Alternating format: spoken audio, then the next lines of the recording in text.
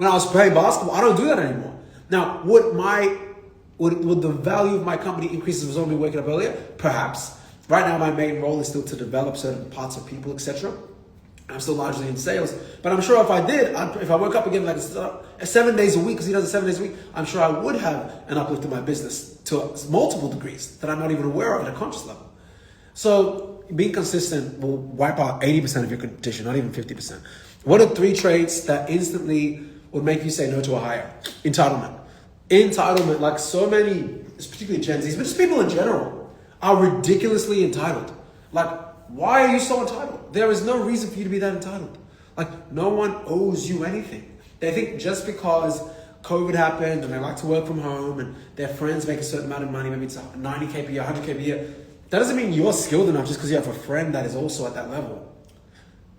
And that's just value to the market of a subset of that market. Doesn't mean that you're invaluable. You can be valuable in a different way. But yeah, the entitlement's crazy. Like, a lot of people just think they deserve more money because of like the living standards or because of ego, and it's very cringe to me. It's cringe to me because nearly everything I've done I've earned, like, if not majority. Like, I've just gone out there and made it happen, brute force, no handouts, brute force. So, you know, when people don't operate like that, I just struggle to relate to them. You know, that's what I'm trying to say.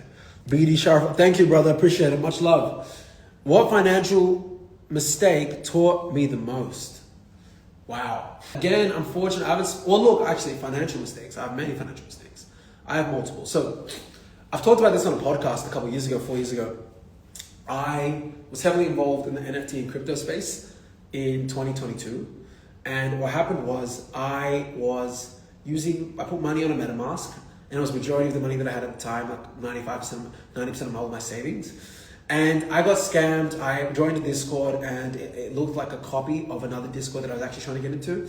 And what happened was, I got scammed for hours. I was trying to get my money back, and like these guys were just finessing me. And I still remember what I did that night. I went out with my friend Mahawi, and I was like, brother, can you help me? Because he was really good at crypto. He tried to help me. He's like, you've lost the money. I was like, let's go out tonight. We went to Laundry Bar that night, had a great time. And why did I do that? It's not because I was trying to run away from my feelings. I was getting myself again in a state of resourcefulness. I'd lost a bunch of money. Let's go party. Woo! Like, I lost money. Like, you can't be too attached. I, even as young as I was, 21, 22, losing 95% of my savings that I'd saved for, was like, I was vibing. I was like, let's get it. Like, why would I wimp in the pain of that? Like, that doesn't give me any resources. It doesn't help me. It doesn't benefit me in any way to be sad. You know what I'm saying? And it doesn't mean you shouldn't be sad, but there was no benefit from being sad. Make sense? Are you admired more than you are understood? Well, I'm sure, but I'm also sure I'm hated more than I'm understood. I've definitely got a lot of individuals that would prefer that I wasn't successful. And unfortunately, and I get to deem myself successful, but many of them also would definitely not try to help me win. A lot of them would prefer to take. I've definitely had people that I grew up with that, spun the block, and now they want to, collaborate and such, but maybe perhaps when I was starting out, they did not want to, and that's fine. So yeah, that's the are you admired more than you understood question. I think what's more important is, being comfortable within the decisions you make and understanding that not everyone will get them, whether it's your girlfriend, your wife, your husband, your mom, your dad, your brother, your sister, your friend, whoever. You have to be very convicted in your own way you want to live your life, and that's not going to make everyone happy. And if it does, you're probably upsetting yourself, What's up, Justin? I hope you're well. You and the family. Who knew you before the ambition? Honestly, I think I've had ambition since I was a kid. It's funny, we have a really cool concept. I better write this down. I have a really cool concept for my personal brand. Personal brand team.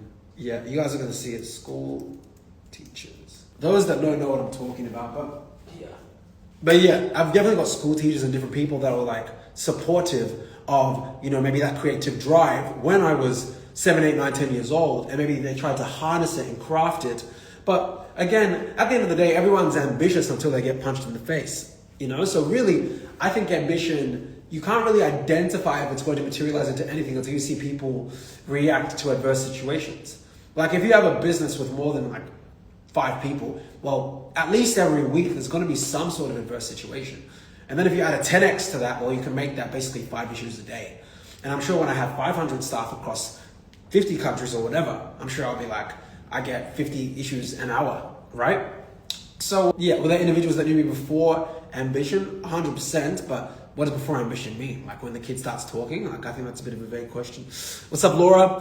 Who do you call when you're not strong? Only God, man.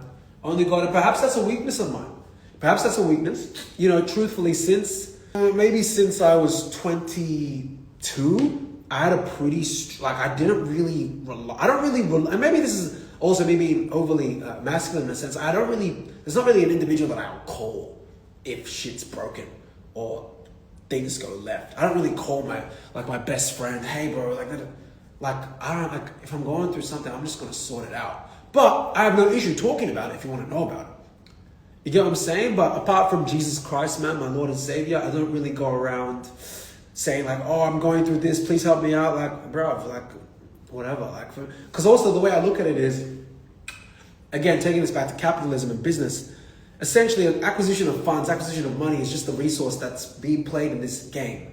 But before civilization or during a different civilization, it was acquisition of cattle, cows, farmland, things of that nature. Do you think, warlords were like, oh, I hope my queen understands how difficult this war is? No, I don't think they were doing that. I think they were just like, yeah, look, a couple people got smoked. I came up with a few bruises. A javelin came through the side, but I'm not bleeding out. Let's go have grapes on my throne.